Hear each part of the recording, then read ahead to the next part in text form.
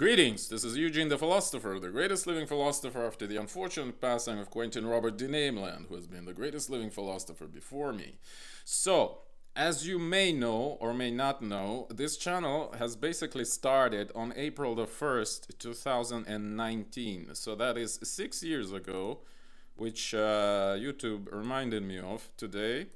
I mean, maybe technically the first upload was March 31st. I don't exactly remember, but the idea was to start on April the 1st because that's the perfect day to start a channel devoted to philosophy, right? As opposed to philosophy. And people keep asking, like, sometimes they think I mispronounce it or something, but it's intentional in case you didn't notice. Like, again, it's obviously taken from this song by Frank Zappa. So where the actually Mr. De Nameland is also mentioned.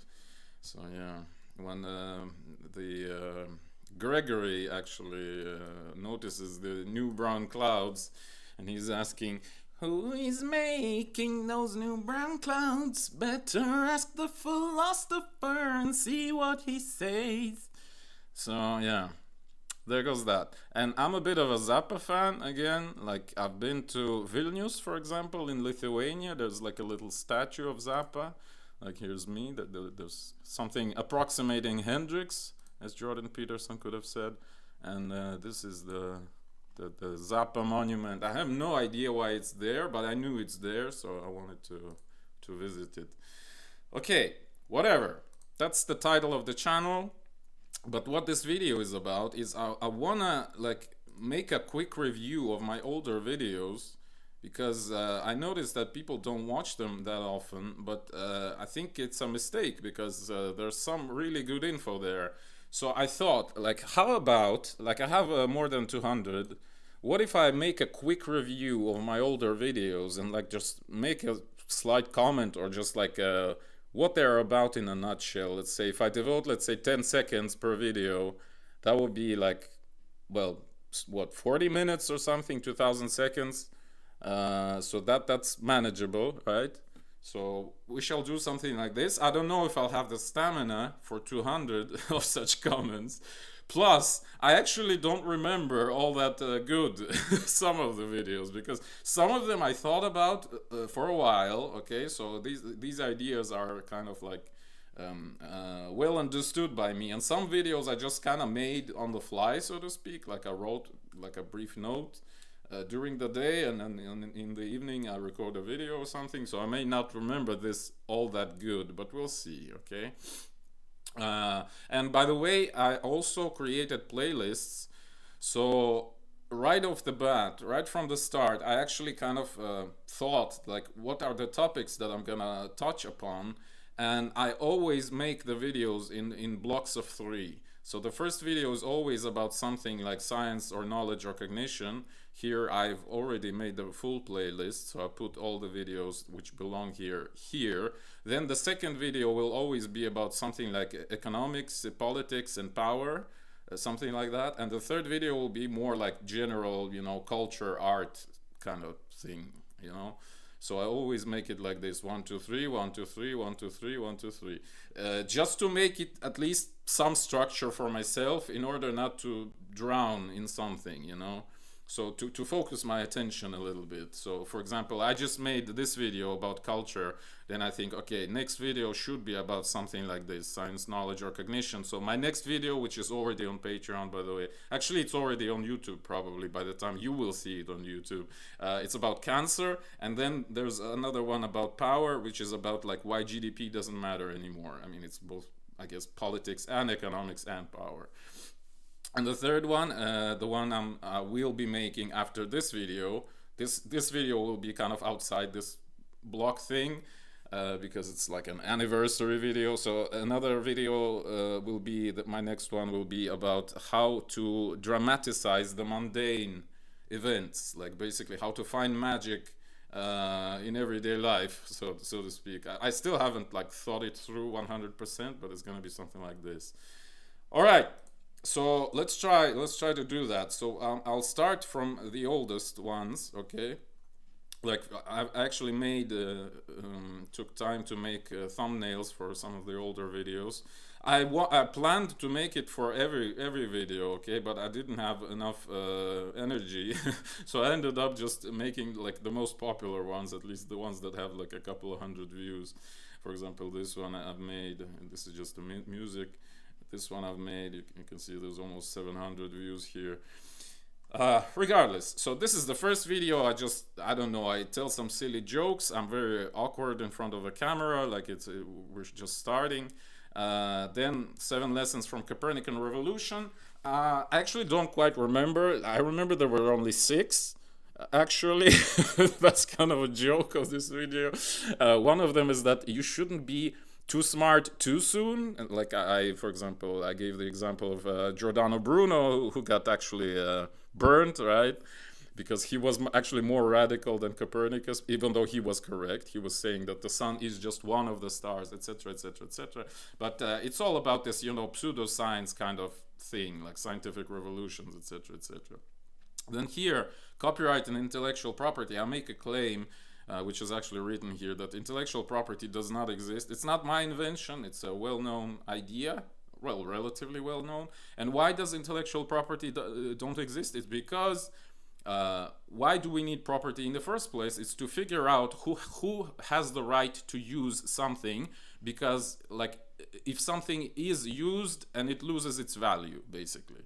So property can only be established, or is only reasonable to be established about things that lose value when a person uses them. For example, an apple. If I eat an apple, you cannot eat it anymore, right? So we have to establish who has the rights, whose property this apple is, okay? And intellectual property is pointless because of this, because if 5 people listen to the song or 500 people listen to the song doesn't, it doesn't lose any value because of it. In fact, you may make a claim that you can make an argument that it's actually gaining value because of this, okay? So it's like doubly pointless, this idea of intellectual property.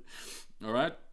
Then we have repentive thinking. It's like a very popular, let's put it this way, mode of thinking, which says there was a golden age, then evil people came and ruined the golden age, and then let's come back to the golden age. And I give examples of like psychoanalysis, Marxism. You've had in psychoanalysis, like you have the perfect, I don't know, psyche, basically. Then you have some trauma that ruins your perfect psyche. Now we need to cure your trauma, right? To get back to the golden age. Marx says that there was perfect communism, primordial communism. Then private property came and ruined it. Let's get rid of private property. Then the Pope says, let's repent and get back to heaven. And then the climate change propagandists say, well, there was pre-industrial Earth, which was kind of a golden age. Then industry came and put CO2 in the atmosphere, and we need to remove CO2 from the atmosphere to get back to the golden age. But these are just examples. Obviously, this thought pattern is very prominent. You can find it almost anywhere, okay? Then we talk about how pseudoscience is a political term. It has nothing to do with science proper. Then we talk about how libertarianism, actually I don't quite remember what are 2 problems. I actually do remember. So the first problem of libertarianism, like it's the best political philosophy ever, but the problem is that political philosophy in itself is failing. And why is it failing? Because first of all, there is a problem with individuum, like an individual as a thing is no more, basically. Postmodernism gets rid of individual, right? That's the first problem, philosophical problem of libertarianism. And the second big problem is that there's problem with children. So what do you do with children? Because they aren't subjects, right? But like then it's kind of not universal, and then the question arises, when are children not children anymore, etc., etc., etc. So these are big problems of libertarianism. So why are there only 2 genders? It's because life, aka genetic code, has 2 basic, actually it's very reductionist, like from my current point of view, it's very reductionist to talk about life as purely genetic code. I think actually genetic code, right now, this is my current thinking, not 5 years ago when I made this video. So my current thinking is that genetic code is just building materials. It's not the actual thing, okay? But still, whatever the actual thing is. It has two main goals, which is to preserve itself and to change. And you can see that they're logically opposite to each other. So why do you need to preserve itself? Well, just to be yourself, you know. And why do you need to change? Well, because the environment is changing, so you have to keep pace.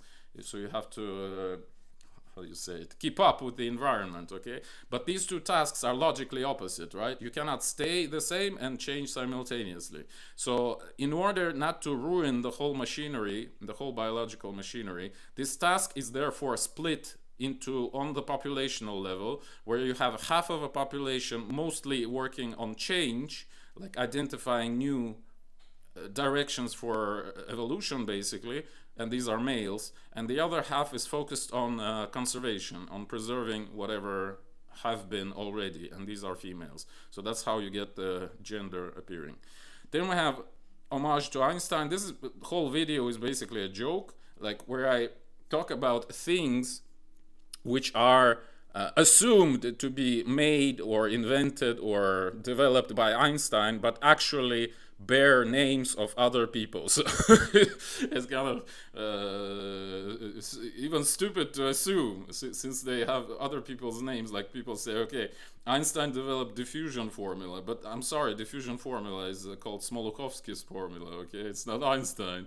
Okay, Einstein developed four-dimensional space. I'm sorry, it's called Minkowski space, etc., etc., etc. Like there are many more examples.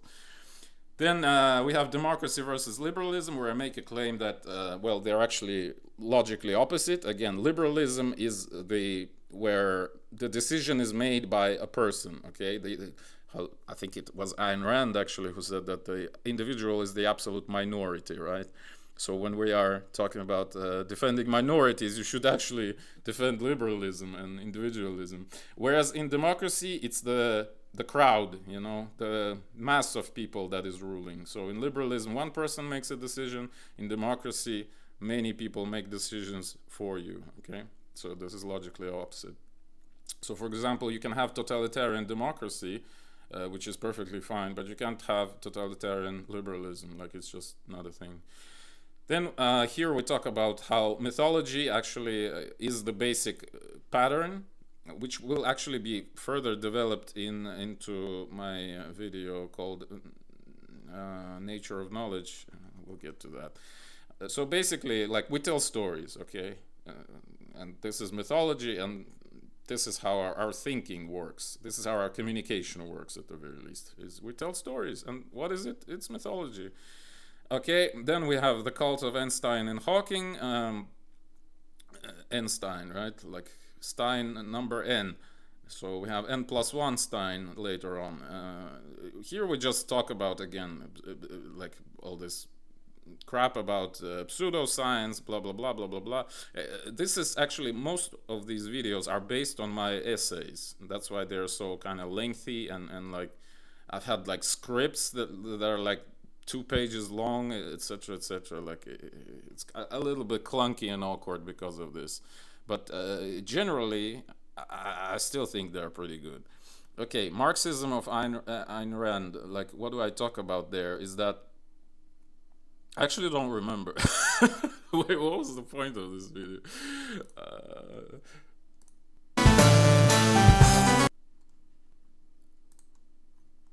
Oh, right. I remembered. So the point of this video is that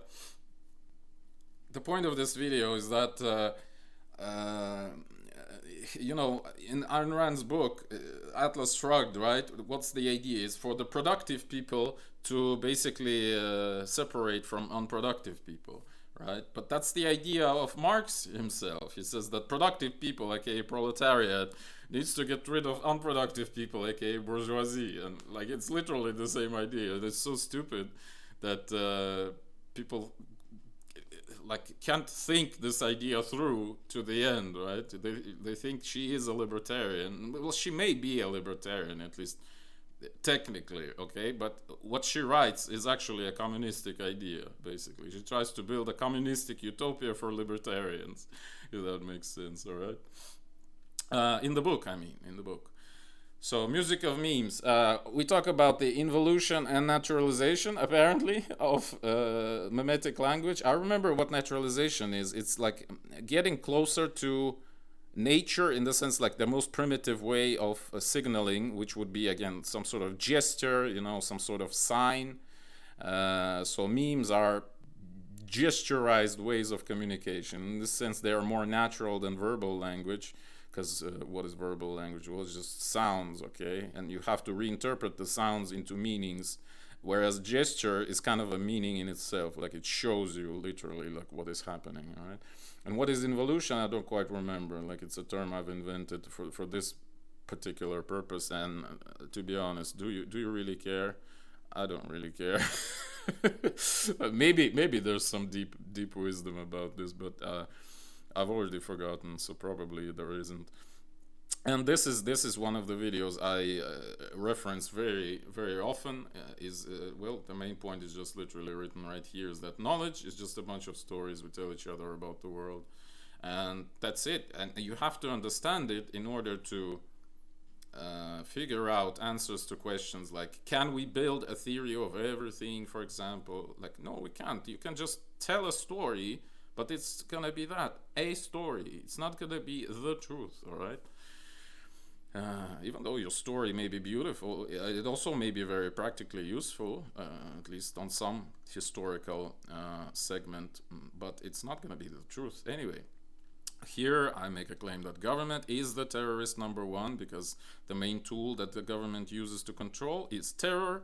And again, this has been put up in 2020. Actually, I think it's 2019, like the summer. I wear short sleeve shirts during summer, so this must be the summer of 2019. And like we've seen this in 2020, didn't we? Right? The main tool, the governments felt that they're not useful anymore. Okay, so they had to invent something to make them useful again, which was the Chinese flu, obviously, right? I mean, we now know that the virus was artificially created. Maybe it wasn't accidentally released, okay? But the governments definitely used it.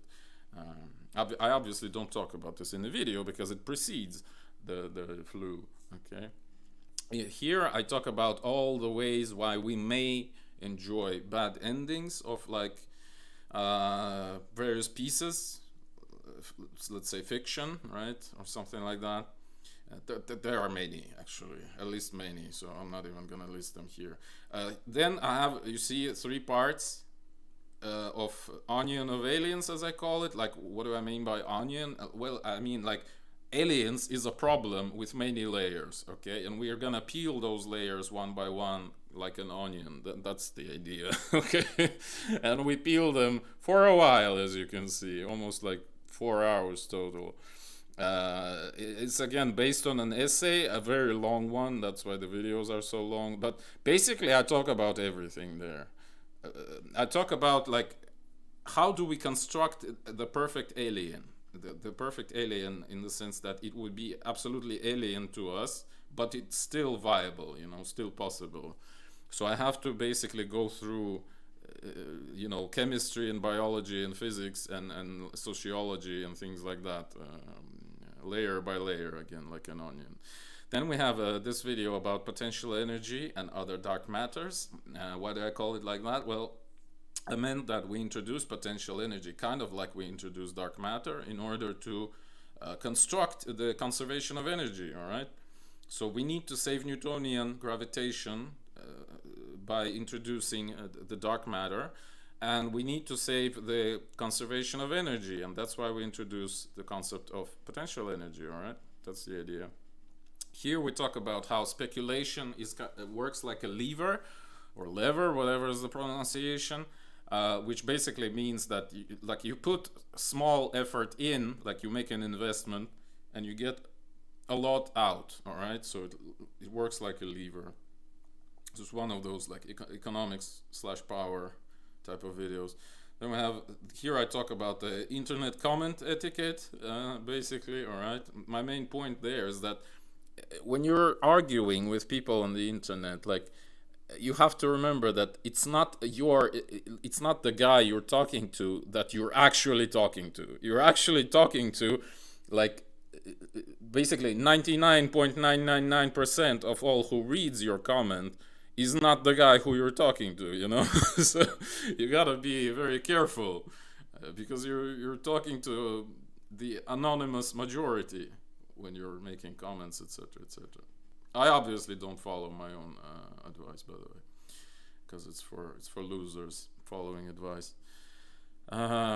Science and anarchy. Here I talk about how early science was, again, some sort of an anarchistic endeavor, let's put it this way, and then it became hierarchialized. And like I bring up these metaphors of like how a man leaves his family, so becomes an anarchist, so to speak, in order to create his own family, to become the tyrant, you know, this sort of life cycle of creating something new, and then something new becomes something old.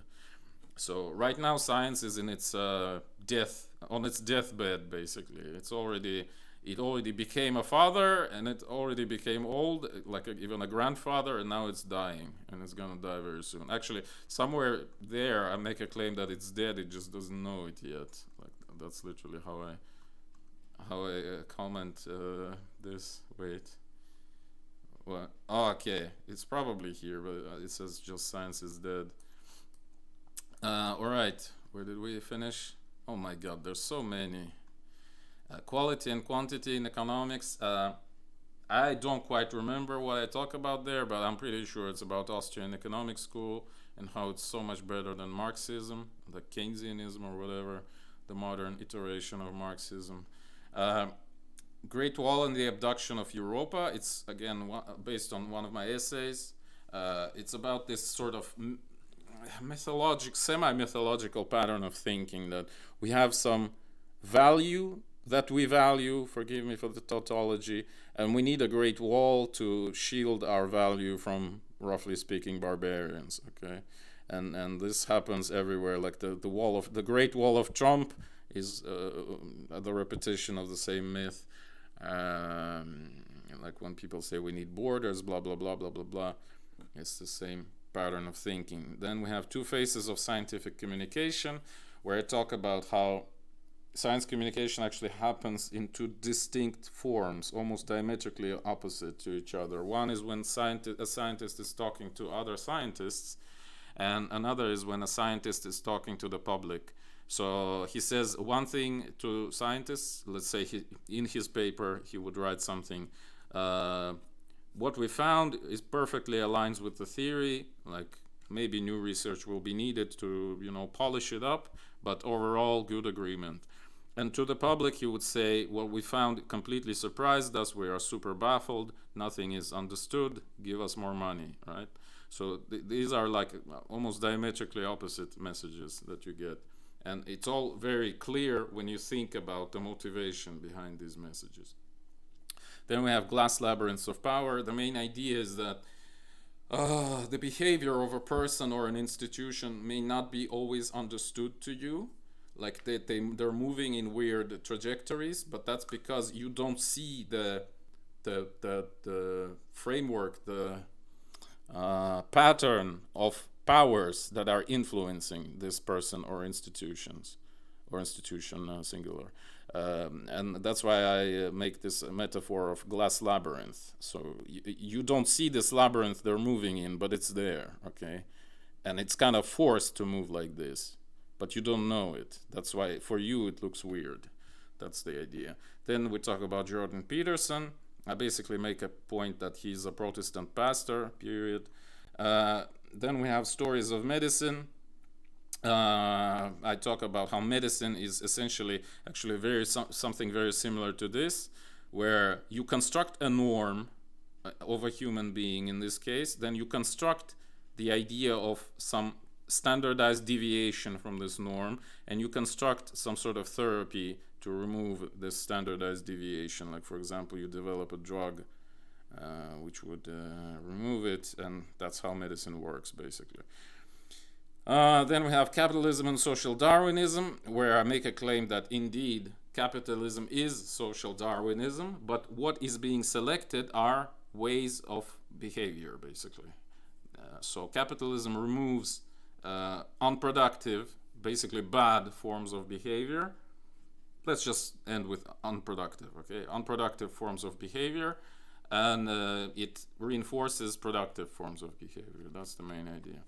Then stories of history, where I talk about in more detail, actually maybe way too much detail if you think about it, how historical knowledge is shaped. So again, why do I call it stories of medicine, stories of history? Because the knowledge is just a bunch of stories. That's why I call it like that. Then we're talking about, this is it was previously called logical cosmology. So here I prove, like formally prove logically, that universe is infinite and eternal, and therefore Big Bang Theory is just not even a theory, it's just BS. This is just music with the theme from this channel. Future of agriculture, I make a point that so initially we've had hunter-gatherers, right? So we just took stuff from nature. Then we have agriculture, where we grow stuff ourselves.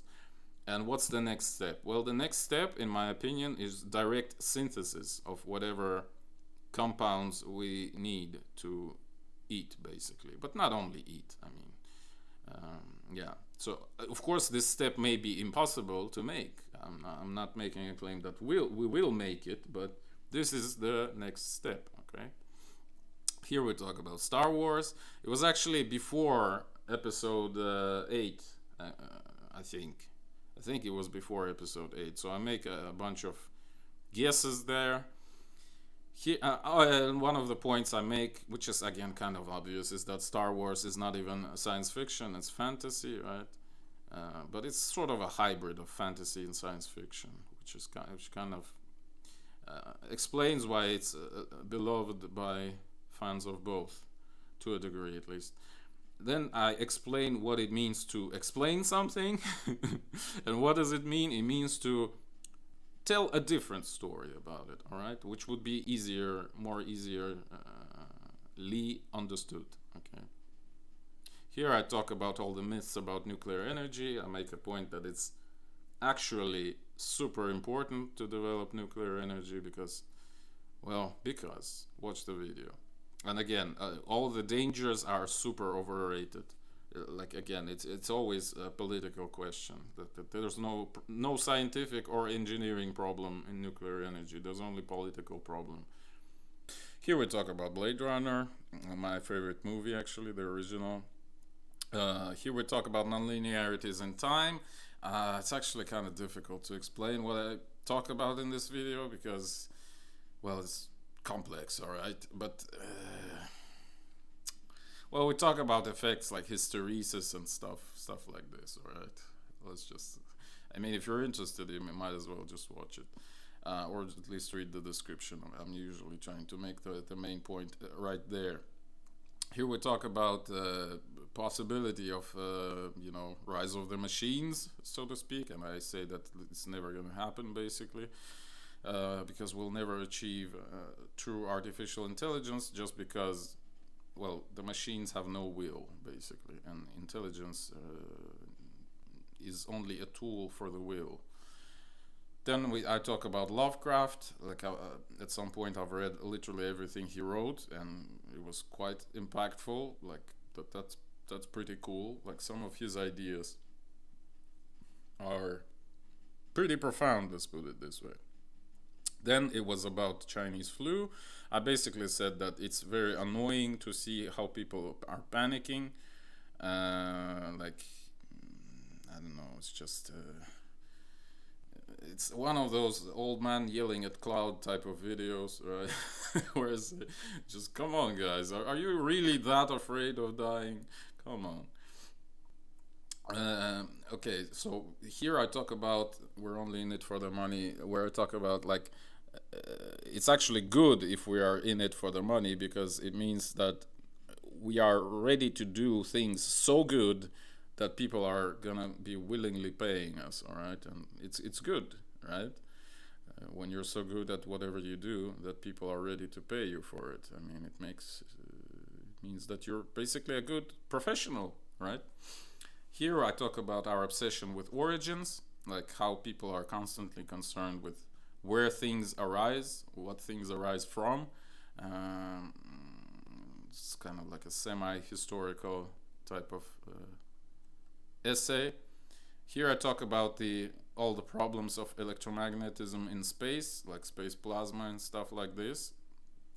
Here I actually don't remember what I talk about, but these are the points I've thought about after I've published this video, probably.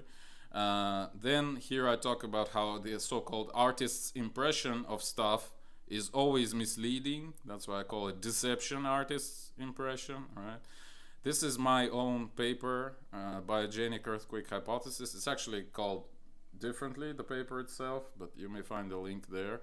The hypothesis is that the subsurface fauna, let's call it this, might be the reason that earthquakes are happening, basically. And the idea is that these may be microorganisms, or maybe the colonies of microorganisms may trigger or even cause earthquakes in the first place, right? Because there's a lot of stuff alive under the surface of Earth which we rarely appreciate enough. And believe me, the paper is really well referenced. There's like, I don't know, 300 references or something, maybe 200. I don't remember, maybe 600. Actually, I don't remember. But I've read so much during writing, it was kind of crazy. Okay, amplification of risk. Here I talk about how governments actually are putting all eggs in one basket. Basically, by establishing a government, you're only increasing the risk. Because again, you're putting all eggs in one basket. When the government makes an investment, first of all, it's very big in size. And so if the government makes a mistake, everyone pays for it, right? And if a private person makes a mistake, only they pay for it. That's the idea. So the governments amplify the risk. So the argument that we need government to prevent stupid stuff from happening doesn't work. Not only would stupid stuff keep happening, it would start happening on a larger scale. Okay. And here I talk about hegemony of art. So the idea is, supposedly previously we've had hegemony of religion, then we've had hegemony of science, but the age of science is again kind of done.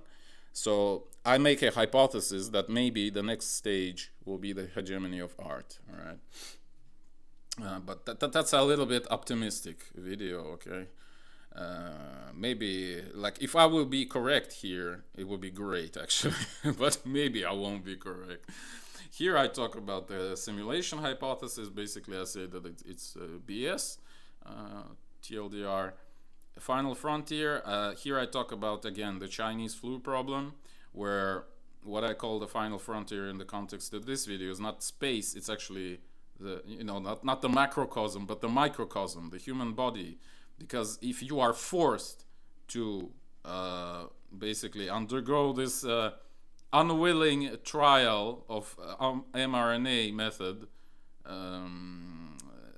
then you lose autonomy, like you lose sovereignty over your own body, and that's not good, because there's like infinite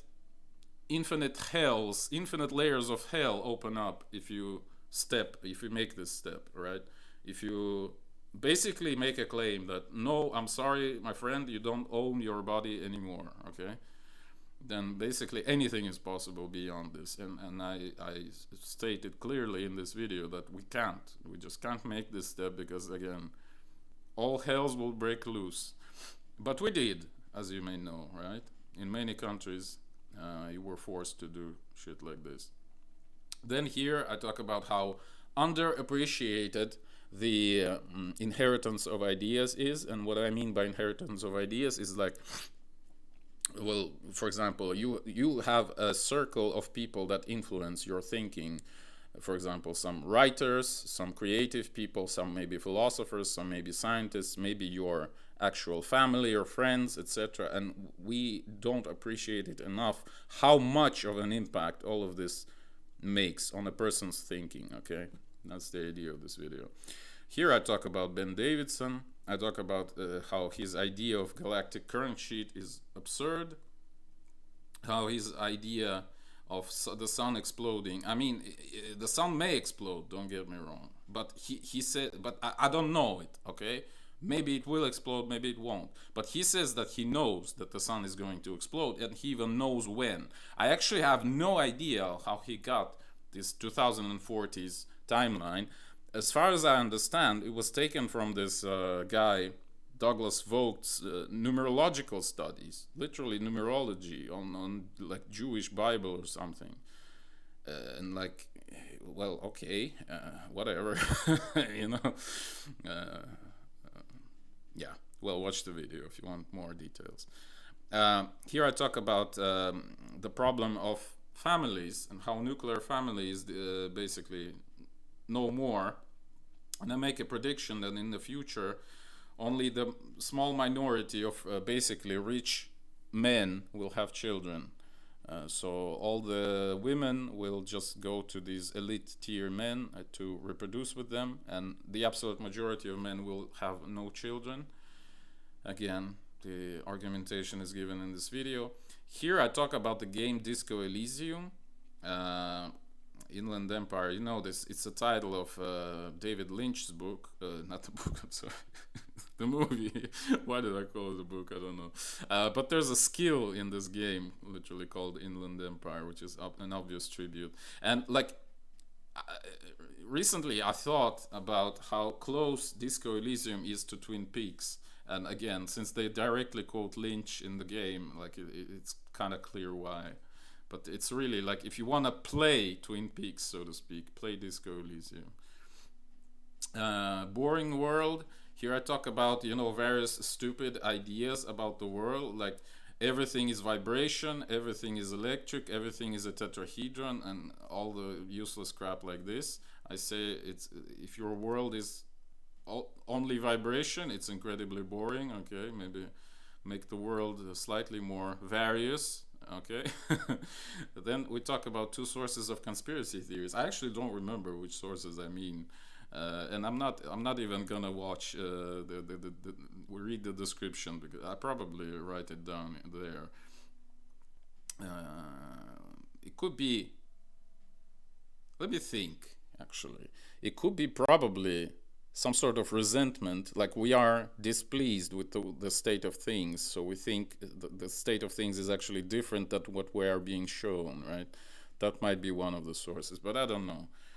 You'll have to watch it. Remnant religiousness, I just explained how there's various concepts, even in places like science, are actually religious in nature. Here we talk about how the Mandela effect can happen. I think it's about this.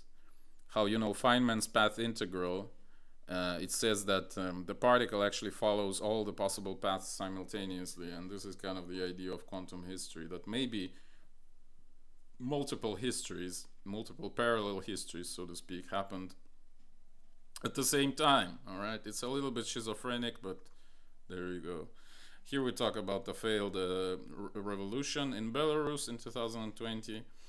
Here I talk about adopted stories where, you know, there are certain fancy ideas how, for example, some people are saying that the Iliad and Odyssey, we're talking about the events that took place not in Greece, but or like Hellenistic world in general, but rather, for example, in Britain, or for, I don't know, in Finland or whatever. And that's like people are willingly adopting other people's stories, like the Greek stories in this case, and like saying, no, this was us, it's about us, you know. It's a pretty interesting phenomenon.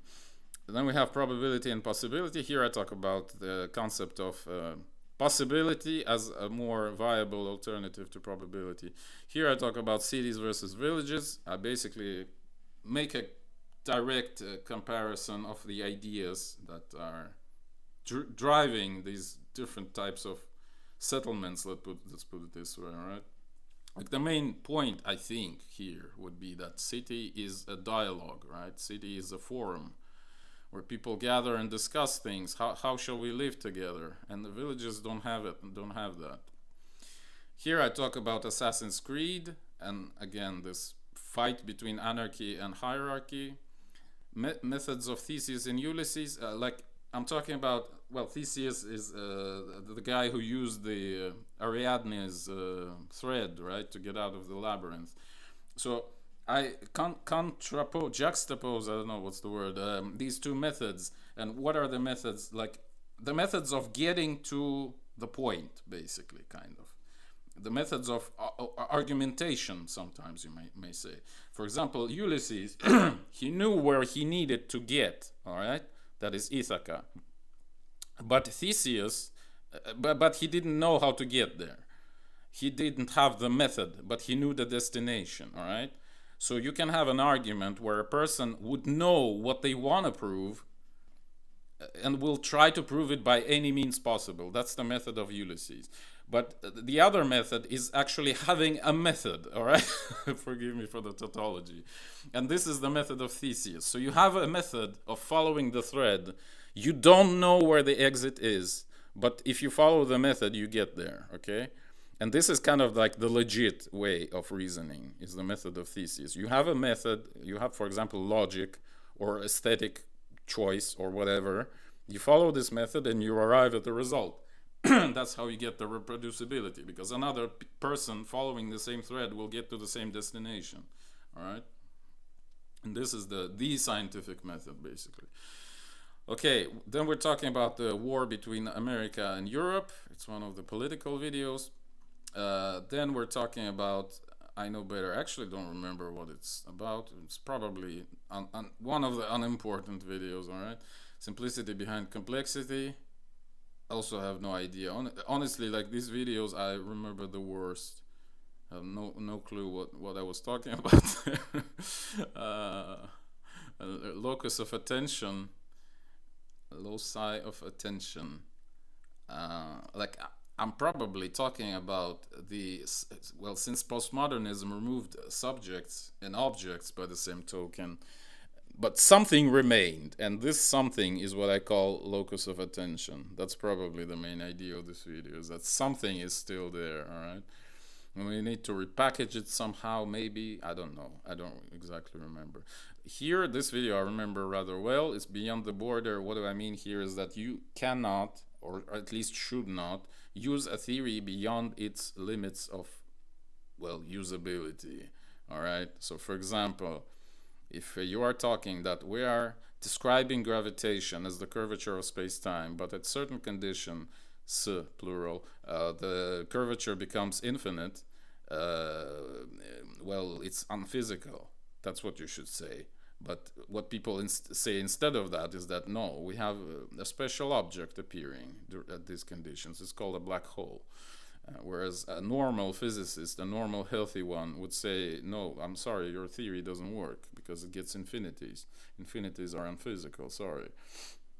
So, reciprocity of power, here I talk about how not only you have power over stuff, but as much as you have power over stuff, the stuff has power over you. For example, like I may have a good chair. It's very comfortable to sit in, okay? But the very design of this chair kind of forces me to do exactly that, to sit exactly like this, all right? So the chair actually controls me. Like it tells me what to do, essentially, right? If I have a good home, like good, amazing, comfortable home, I cannot walk through its walls, you know? I can only walk out through the door. So therefore, the house itself commands me how I should move, right? Even like literally inanimate objects like this command your behavior. They control your behavior. That's what I'm talking about here. And it's not just things like chairs and houses. It's literally everything, all right? Library world, I have no idea. No clue, sorry. Why do I even call it like this? I don't know. Oracles and black boxes. I talk about, I think, one of the ideas, at least that I vaguely remember from this video, is that I talk about divination techniques, right? How you can use basically white noise and to make a divination, because it contains all the signal that you need, right? White noise contains all the sounds, so to speak. For example, if you use a subway or something, like let's say you've been to a concert, or an opera or something, and then you go home with the subway, and this noise of the subway, you can hear music in it, right? Because it actually contains this music, because it's just the noise. It has every sound possible, right? But you hear this music because your mind is already pre-trained by this concert to hear this music, if you know what I mean. So that's kind of what you can use in divination or something. Then it's the video about China, where I say that China is overrated. It's never gonna be the world leader, basically. Here I make a point about hair, that longer hair create distance, shorter hair reduces distance. Here I'm making an attempt to, as you can see, show the networks of ideas and experiments behind the double slit experiment. So this is kind of like the practical application of the so-called action network theory, or ANT, right? Of how science actually works. And as you can see, it's pretty complex. When people say, you know, give me raw data, well, I'm sorry, there is no raw data. Every experiment is theoretically driven and heavily theoretically loaded, let's put it this way. And here you can see it on the example, the example of double slit experiment. This is the second part of the video about the failed revolution in Belarus. Here I talk about how, as you can see, as hierarchies are being replaced by networks, the finished stories are being replaced by fictional universes. Now we not only have fictional universes, like in 2025, we also have multiverses, right? So even if you end one story, it's not at the end of a franchise, right? Because in a parallel universe, this story has no power, etc., etc. So yeah, this is also postmodernism. Philology and logophily, what are you even talking about? Questions like should abortion be legal are ultimately philological, because the answer depends on how we define a human being. Well, I guess, all right. There is a natural, it's so good that I've made these, okay?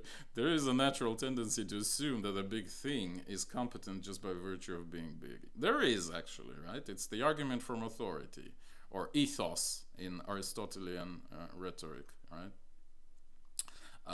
Anti-ostrich, well, I mean, there is this myth that ostrich puts its head in the sand for hiding from danger. I mean, it's an absolute myth. Like, if you've ever seen an ostrich, like, it can kick your ass, okay? Like, you have to hide your head, not the ostrich.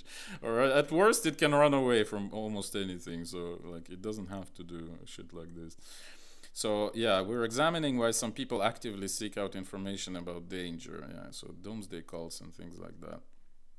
Here we're this is a wrong video, because like I tried to use this platform Ko-Fi, but it didn't work for some reason for me. So again, I ended up using Patreon, as you may know. So this is my alternative science coaching, kind of advertising my service. Like that's when I came up with it. We're talking about the concept of hyperreality, how some things which we invent are actually kind of, basically the idea is that the things that we invent are more real than reality itself. We basically lie reality into being, if you know what I mean. That's essentially a Nietzschean concept. Like Nietzsche said that we lie reality into being. In reality, forgive me for tautology, everything is much more complex than how we perceive it, because we tend to simplify things. We can't perceive complex things. Why there would be no great reset? Like people say, oh, great reset, very popular concept, but what does it mean? Like, what's gonna reset? Do you think that the elites will just stop being elites or something? Well, obviously they won't. So nothing's gonna reset. I mean, the poor are gonna be poor. The rich are gonna be rich. Like there's nothing to reset. I'm sorry. All right. Here I talk about how our mind is actually our newest, probably, evolutionary acquisition, and as such, it's still untested and it's very vulnerable. That's why people are so easily fooled. Okay, that's why I call our mind a glass cannon, right? So it's kind of very powerful but very vulnerable. Okay. Here we talk about how systematics are flawed. Here we're talking about how, well, again, new segregation is on the way, so to speak. Here I talk about how names are dangerous. Like if you invent a name for something, then you can be basically kind of cancelled, you know. And everyone who, not because of the name itself. I mean, it would make it easier for people to cancel you because now they have a name for something to cancel. You know, if it doesn't have a name, then it's invulnerable, basically, right? Something like that.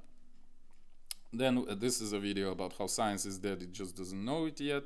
Then here I explained that the war in Ukraine started because European Union needed an army and needed to deoccupy itself from Americans. Here we're talking about that the method of Sherlock Holmes is actually abduction, right? That Sherlock Holmes is actually working for the British government, and well, that's the end of story essentially. I mean, I know it's a fictional character, okay, but even in fiction, he works for the British government, all right? Here I talk about how DNA, again, this is one of those reductionistic videos, but here I say that I talk about how DNA is actually the code that the world is written in the sense that if you haven't had this DNA that you have, the world would look different, all right, for you. But since the world looks as it does, you like it only does it so because the DNA is such as you have. Hopefully, it makes some sense. Bullshit jobs in science, like we're talking about basically dead theories still being funded and people still working on dead theories and nobody cares because, well, truth has never been even acquirable, if that's a word, with scientific methods, and that's just one other proof that stupid theories can still persist for indefinite amount of time as long as you feed them money and people and other resources. Here I talk about the loneliness epidemic, if you want to call it that. Here I talk about how I actually don't remember what the meaning of life is. You may watch this video, maybe you'll learn about it. At some point, apparently I knew because I made this video, but now I don't know anymore. Here I say how in order to suppress a dangerous thinker, you just need to introduce him into the school program, and that's why, and that would turn people away from him forever. So that's an easy way of suppressing people.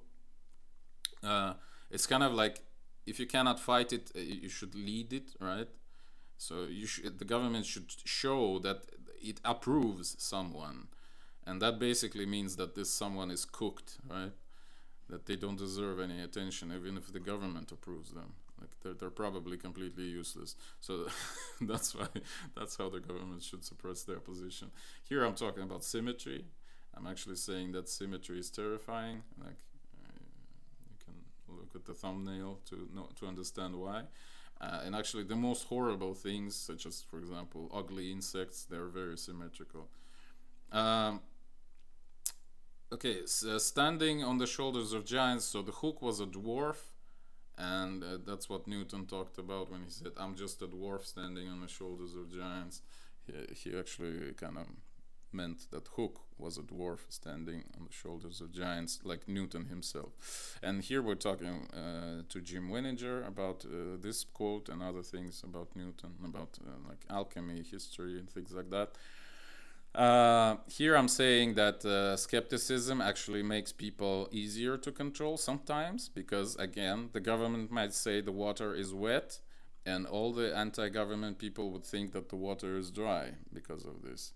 So if the government wants the contrarians to think that the water is dry, it should say that the water is wet, and all the skeptics would immediately think, so-called skeptics I should say, that the water is dry. Then here we're examining some of the, internet slang. I actually worked on this thumbnail for like a million years.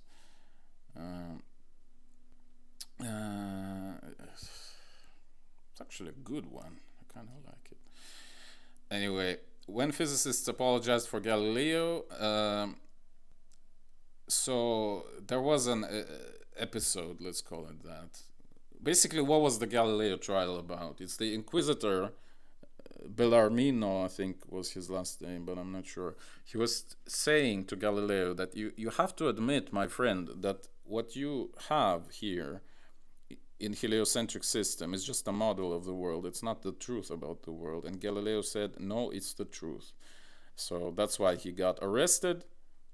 That was really the only problem. If he would have admitted that it's just a model, which it is, all right, he wouldn't have had any problems with the church. And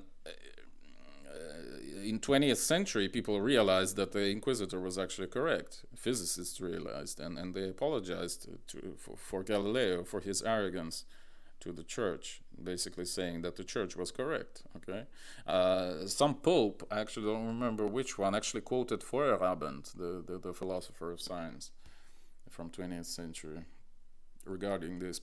I think maybe not regarding this specific anecdote, but this general topic of truth and model in science. Okay, here we talk about why society's memory is way too short, and don't ask me why, I don't remember. Ironically, actually. Here I talk about about the so-called wisdom of crowds, how you can use internet for divination purposes, again, just like you can use white noise in oracles and black boxes. Here I talk about how popular science should work. Long story short, you should not talk about things that are unknown to people and make them known to people, because it's kind of pointless. You should talk about known like phenomena, and try to explain them scientifically, all right? Because that's like the most interesting stuff. The simplest questions actually sometimes hold so much very complex physics in them that it's actually kind of crazy. And this is what popular science should do, instead of the stupid crap that it keeps doing. I mean, with outright propagandists like these guys. Then we should treat the government as a natural disaster, right? In a literal sense, because you cannot control it, and it's very harmful what it does, all right? I don't remember actually what this video is about, but like whatever, it's probably one of those random rants. Okay, here I talk about how science is collectivistic, and therefore if you don't have a collective, if you're like a single alternative scientist, well, first of all, you can subscribe to my alternative science coaching. Where is it? Actually, I lost it. Wait. Yeah, this one. Go to my Patreon. And secondly, like, you need a collective, because you cannot do science on your own, in the sense that well, you'll need some sort of networking to make your theory popular, right? At the very least. Even if you uncover a theory of everything, which is impossible as we've discussed, but still, let's suppose that you have a theory of everything, but if nobody knows about it, like, it's kind of useless, right? Here I talk about how money is information. On the free market, for example, if you have a lot of money, it means you've done a lot of good stuff to people, so they willingly gave you this money, all right? If the market is not free, again, see the asterisk, then it may be a misinformation, because the crooks might have the money, right? For example, if you have a government that prints money and gives it to its friends, the bankers, right? And by the way, on the free market, there would be no inflation, because nobody would use the money which are inflating. Why would you, right? So how to hijack the conversation with talking points is, again, you watch a video, like maybe one of my videos, who knows, and you get some talking points from it, and voila, now you can support a conversation with someone. But ultimately, it's not your ideas that you're talking about. You're promoting someone else's agenda.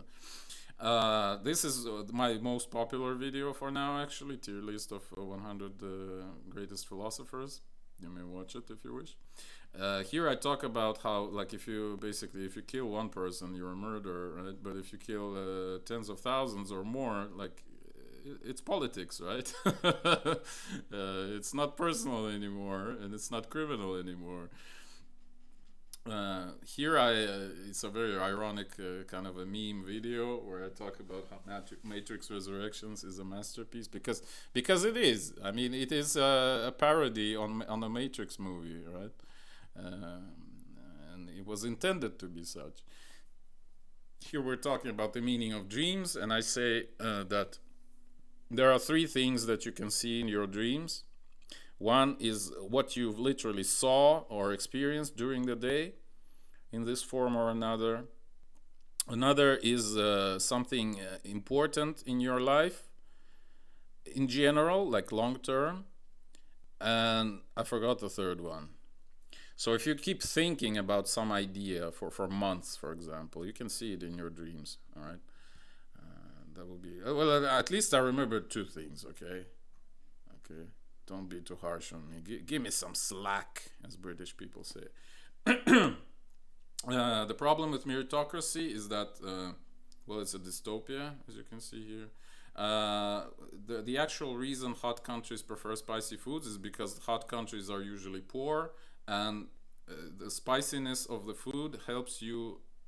Basically, you trick your body into thinking that it ate more than it did. Okay, that's the idea. Reality in the age of social media, it's basically if something is not on social media, it didn't happen. That's how we think about the world these days. Like, if you take a walk in the forest, unless you took some photos of you taking a walk in the forest, you didn't take a walk in the forest, you know. And it's so perverted, actually. I'm kind of disgusted even talking about this. It's so crazy. uh, I don't exactly remember what I talked about here, but it must have been about, I don't know, Freemasonry or whatever. Again, one of the Rise of the Machines videos.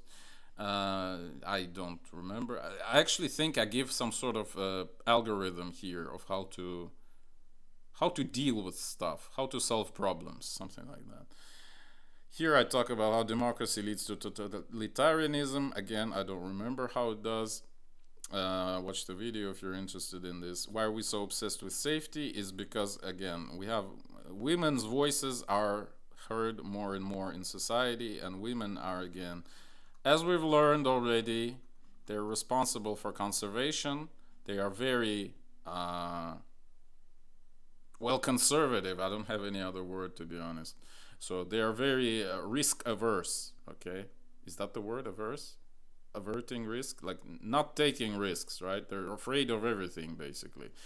There were studies which have shown that men underestimate risk and women overestimate risk.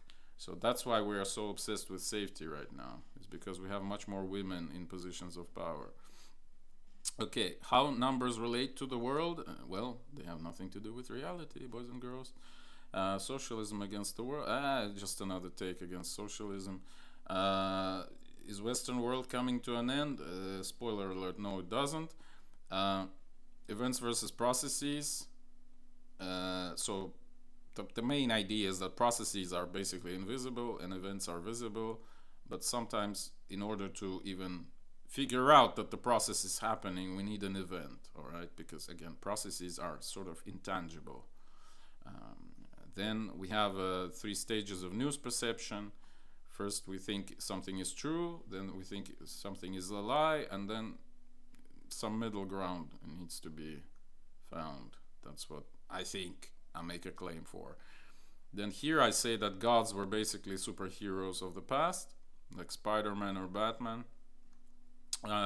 Here we talk about how decision making might look irrational on one scale, but it might look rational on another scale. Like, I make an example of a person trying to leap over some sort of, how would you call it? Well, there's a hole in the ground and you need to kind of jump over it, okay? Like, if a hole is not very big, you can just kind of hop over it and be done with it. But if it's pretty big, you may need to actually walk backwards, paradoxically, right? So, like, on the surface, you're doing something stupid, but you're walking backwards in order to get some momentum, in order to run towards the hole and then leap with the inertia of you running. So yeah, so rationality is relative in this respect. It depends on the scale you're perceiving things from. This motion backwards specifically, right? It might look completely irrational, but it is rational. Here we're talking about the coming European hegemony. Here we're talking about the future market for personal data. Um, Basically, like, the only real thing you own today is your preferences, like your market preferences, your political preferences, like whatever Facebook, YouTube, Google, Amazon, blah blah blah blah blah blah traces. That's what you actually own, but they trace it for free. And again, coming European hegemony will make it not free for these, at least American corporations, okay? So maybe you will get like what we call a universal basic income. Will have to be transformed into something like this. Like, if you subscribe to selling this sort of data, like your web search history, for example, you may get some sort of money for this per month, for example. This might be one of the ways how it can be transformed, this whole dynamic. Okay. Here is one of this idea about quantum history, that maybe there is some sort of quantum leaps between different historical timelines, and this may explain Mandela effect. I mean, it's kind of very, very vague, this video, actually. This is I'm describing the paper we've made with Jacob Gable about solar plasma producing craters. Like, it's about a paper, so you can see on the screen right now. You can read the paper if you wish, or you can watch the video for a brief description. Here I predict that Republicans win the 2024 election if the current party system holds, and it did hold, and the Republicans did win.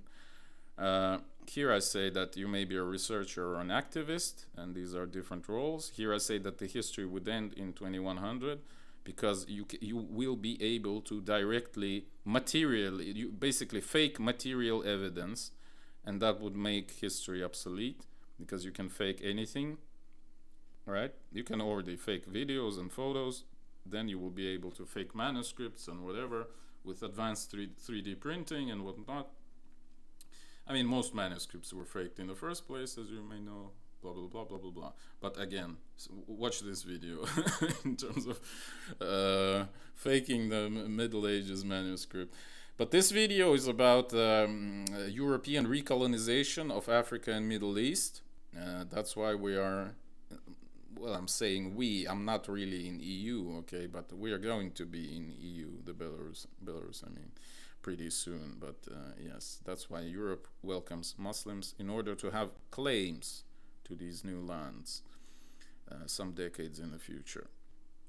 When context makes the point, well, I hope you can even get the idea from the title. Context is important. It sometimes makes the point, apparently, all right? Here we talk about the history of Illuminati, how they basically existed in Bavaria in order to circumvent, if that's the word, some sort of, what's the word? Oh my God. The inheritance crisis that they've had in Bavaria. Like that they've had a problem that their duke didn't have any descendants, and there were like mixing of different branches of the same noble houses, etc. So Illuminati were made specifically for this purpose, and like they never were anything else than just a secret society made to make this transfer of power in Bavaria smooth. And people then, specifically British people, made them into a legend that apparently almost ruled the world or something, but it's absolute BS. Here I make a claim that astrology, feminism, conspiracy theories, and some other things, they share victim mentality. Here I talk about biography of Alexander Dugin, the main ideologist, or supposedly main ideologist of Russia. He actually isn't, but supposedly again. Here we talk about why Berlin was split after World War II. Spoiler alert, it's to basically create problems for Americans.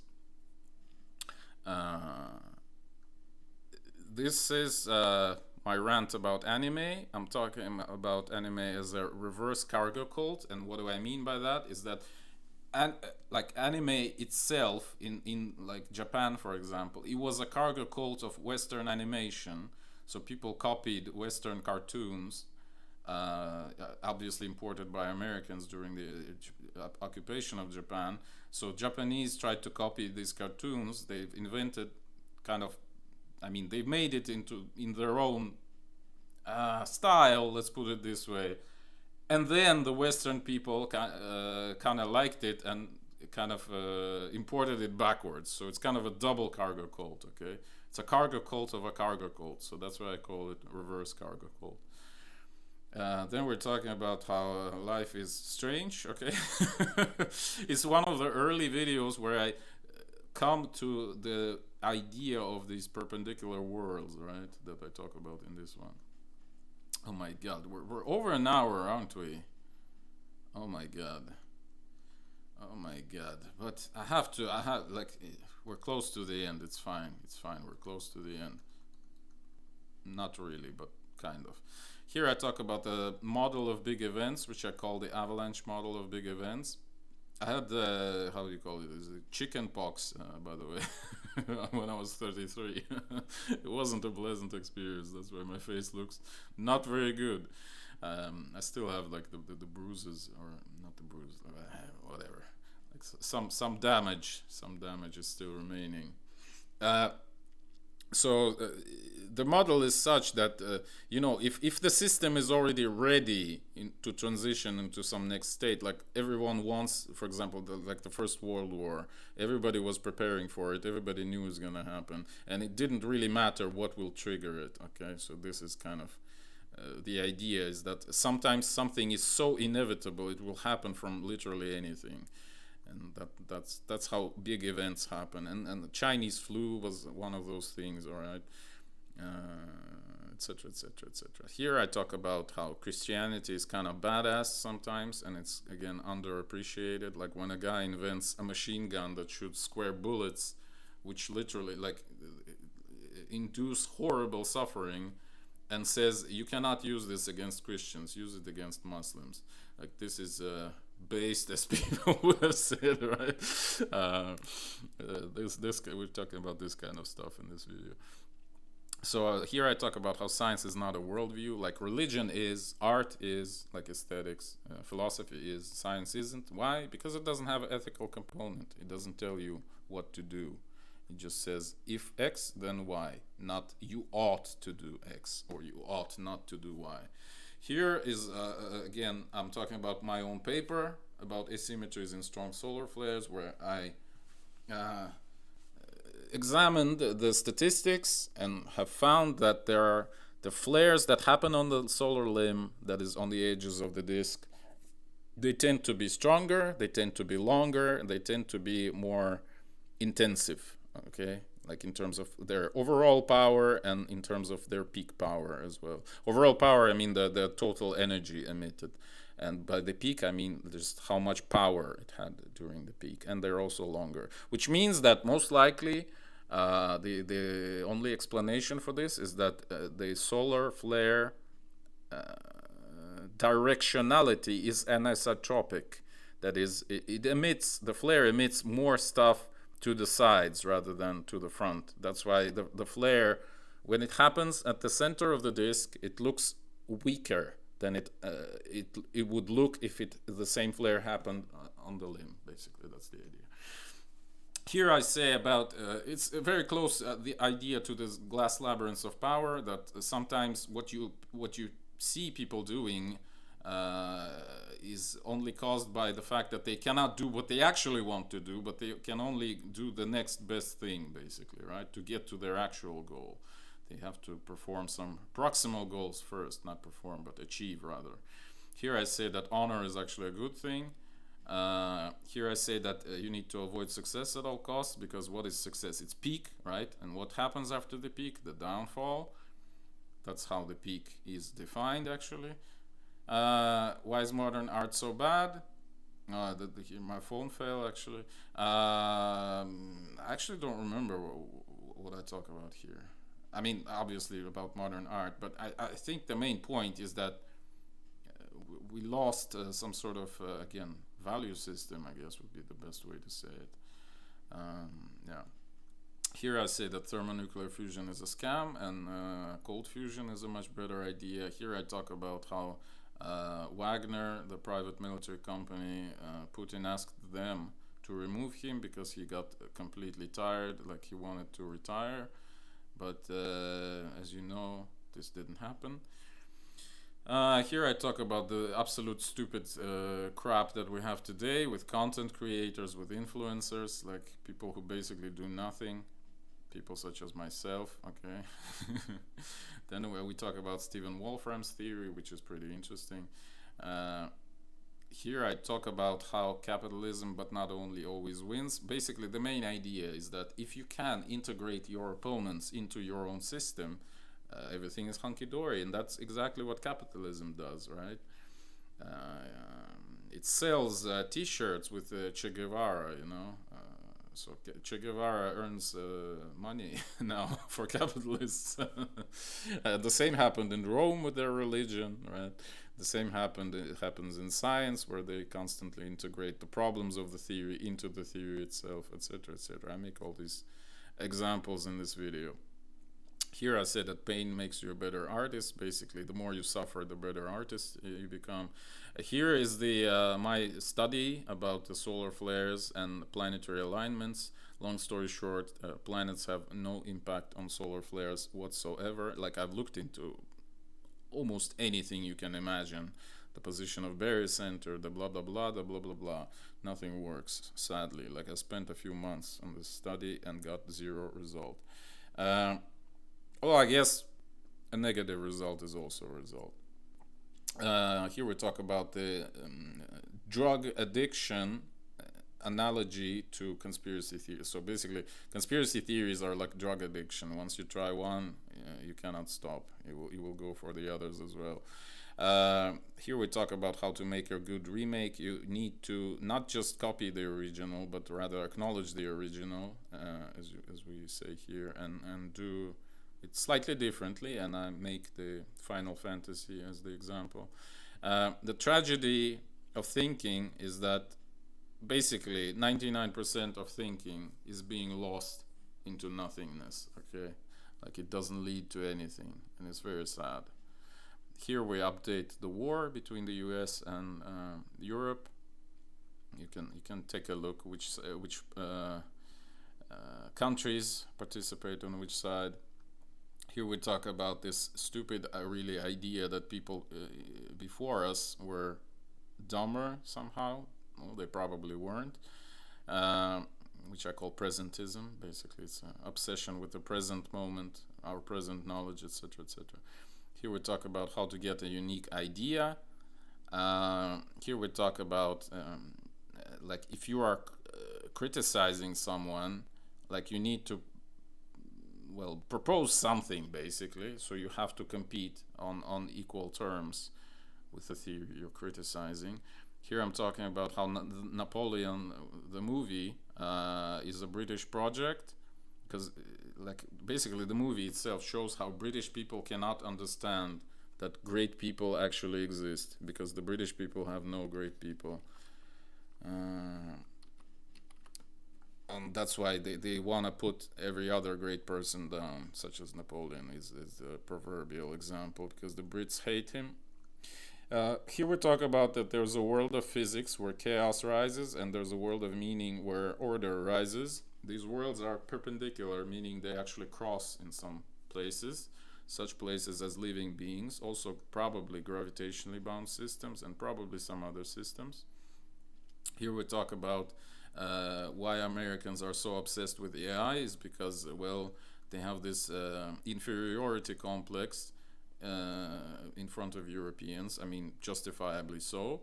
And they hope that producing AI will make them world leaders not only in economy but also in thinking. Okay, spoiler alert: it won't happen. So it's basically a crutch they're hoping to use to gain an advantage, and it won't happen again. So why do girls like astrology so much? I list actually many reasons there. I won't list them here. Here I promote Bohmian mechanics instead of regular quantum mechanics. Here I say that Europe had beaten everyone else because it always had a class of people, like a whole class of people, who weren't doing anything, basically lazy people. Paradoxically, right? But that allowed Europe to develop non-utilitarian things like philosophy and science, which eventually became very utilitarian on the next step, on the next phase of civilizational development. Here we talk about, well, that believing in God can be passive or active. In passive sense, we just passive sense, is that something grammatical? That's not what I meant. I meant that in passive mode, so to speak, you just say, oh, there is God, and God, like, I don't know, does something. Whereas in active sense, we realize that gods only exist in our head, but it means that whatever God I may think about, I may enact whatever this God wants with my own actions. So I may become the tip of the spear of my God, so to speak, right? And this is kind of cool. Here I prove that Earth is not a planet according to IAU, International Astronomical Union's definitions. Why is Earth not a planet? Long story short, because the moon is not a satellite. It's a quasi-satellite. Again, I read the definitions, I examine everything, and I explain my reasoning. Being not, so if Pluto is not a planet, so is Earth as well. As here I say that being not original is fine, like repeating other people's stories is fine. That's actually kind of what makes us human, is being able to find the common language, right? Being able to communicate, which means that we have to be the same to a degree in order to understand each other. Here I promote this TV series Dark, where I say it's much better than Stranger Things. Here I examine some people's personalities, and I say that ad hominem is a good tool in order to understand the person. Like, you cannot use it in an argument still, but in order to understand who somebody is, like using even their looks is very useful, actually. Here I talk about controlled opposition. Here I say that spending time on social media actually harmfully impacts your creativity. Here I talk about that philosophy is making obvious things not obvious.